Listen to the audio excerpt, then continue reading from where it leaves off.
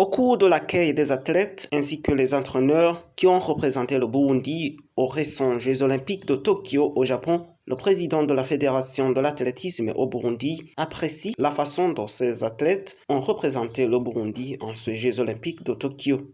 Ce que je voulais dire aujourd'hui, c'est de remercier sincèrement le comportement de nos athlètes, que ce soit sur le terrain, que ce soit en dehors du terrain, parce que les comportements étaient cotés. Je remercie mes athlètes et leurs entraîneurs, et surtout les athlètes qui se sont qualifiés pour ces JO.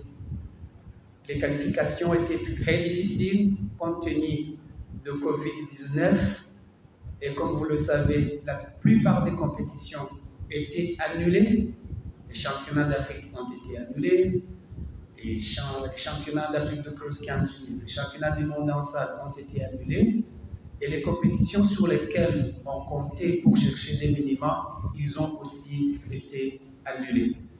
Mais malgré ça, les 3 athlètes quand même ont pu trouver les minima exigés pour participer aux Jeux olympiques.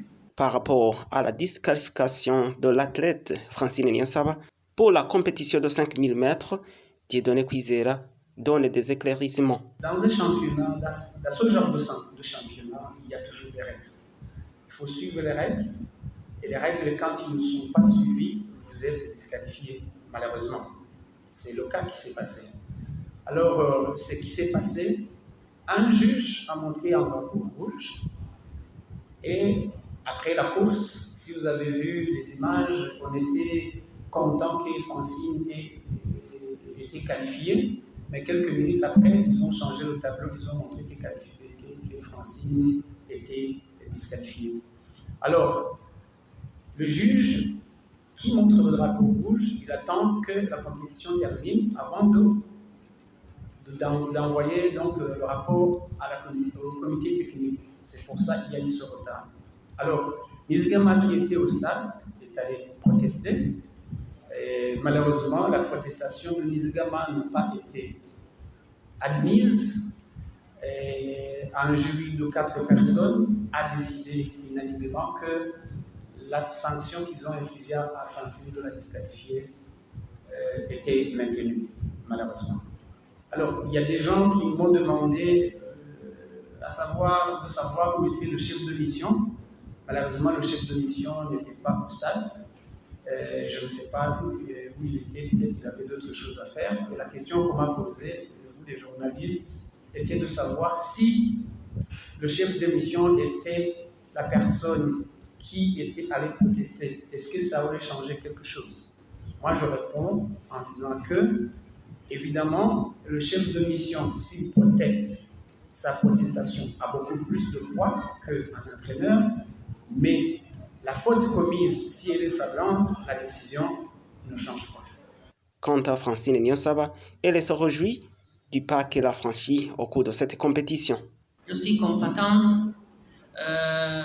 J'ai bien représenté le Burundi convenablement. Avoir la 5e place au monde, pour moi, c'est plus qu'une médaille.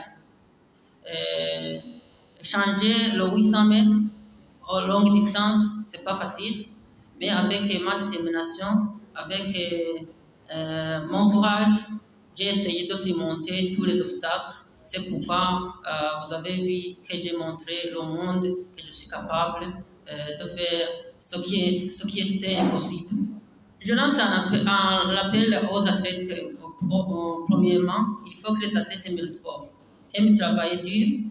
Pour arriver là où je suis maintenant, ça demande beaucoup d'efforts. Aux côtés de nos dirigeants, il faut augmenter de chercher des cas d'entraînement pour les athlètes et aussi pour les employés, avoir les compétitions qui aideront des athlètes pour performer.